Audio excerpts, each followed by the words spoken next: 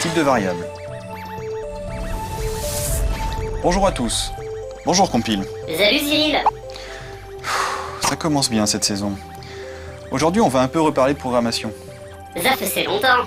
Je te préviens, si tu continues, je te tune avec des ventilos fluo qui font bip bip. Ok, bon, on n'avait pas fini déjà avec la programmation? On n'a jamais fini avec la programmation. Ça commence bien cette saison. Bon, si on résume un peu, on a vu les concepts suivants.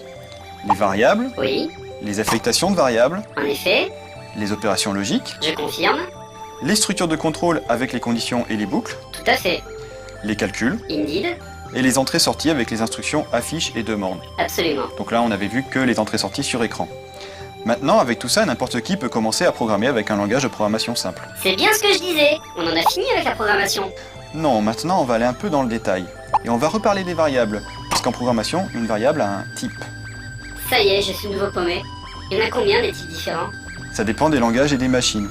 Tout d'abord, il faut comprendre que le type d'une variable définit ce que peut contenir une variable. Tu te rappelles qu'on avait dit qu'une variable pouvait contenir un nombre ou bien du texte. Oui, je m'en souviens. Et c'est vrai que ça peut être pratique si le programme sait directement à quoi s'attendre. Une variable, ça peut contenir le score, par exemple, sur lequel je dois faire des opérations. Mais ça peut aussi contenir le nom du joueur, que je retiens juste pour lui faire plaisir. Il s'agit déjà de deux types de variables différents. Le premier, le nombre entier, est appelé entier, ou en anglais integer. On le raccourcit en int, int.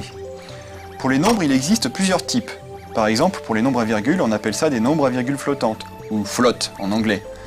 Dans les autres types dits simples, il y a aussi le caractère, ou char en anglais. Cette variable ne peut contenir qu'un caractère, A, B, C, D, une parenthèse, un tiret, etc. Alors je sais qu'en français t'as envie de dire char, mais en anglais c'est car. Oui, mais c'est vrai qu'au final, on dit char. Et enfin, le type le plus simple, c'est le booléen, qui ne peut contenir que vrai ou faux, c'est-à-dire 0 ou 1. C'est-à-dire qu'en fait, tous les types de variables que tu viens de citer ne prennent que quelques octets en mémoire. Et c'est bien pour ça qu'on les appelle des types simples. Et souvent, ils sont directement compris par le CPU. Ensuite, il y a les types de variables complexes, et le texte en fait partie.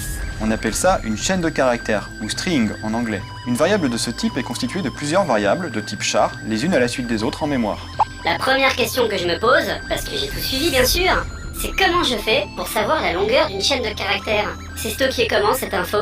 Il y a deux écoles selon les langages. On peut stocker la longueur sous forme d'un entier au début de la chaîne, ou alors on peut terminer la chaîne avec un octet qui vaut 0.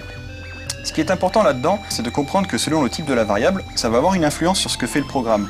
Par exemple, ajouter deux entiers donne un autre entier différent, alors qu'ajouter deux chaînes de caractères met les deux chaînes l'une à la suite de l'autre. Super! Merci Cyril, j'ai tout pigé. Ne me mens pas, je sais que tout ça est très théorique. Alors avant de passer à la pratique, un quiz! Ouais, super! Un quiz! J'adore les quiz! Alors Compile, vous êtes en deuxième semaine, jusqu'ici vous avez remporté tous les lots. Première question. Vous êtes en train de faire tourner un jeu de tir remarquablement bien programmé. De quel type de variable est le score? Int! Parce que c'est un entier, il n'y a jamais de virgule dans le score. Bien. De quel type de variable est le nom du joueur? Facile, c'est un char, comme caractère, parce que c'est des lettres. Et non, char ne peut contenir qu'une lettre. La bonne réponse était string, la chaîne de caractères. Maintenant, la dernière question. Si j'additionne un int et un string, que se passe-t-il? Bonne réponse! En effet, c'est impossible. Et vous, plantez! Bravo, monsieur Compile. Vous revenez en troisième semaine. Qu'est-ce qui s'est passé?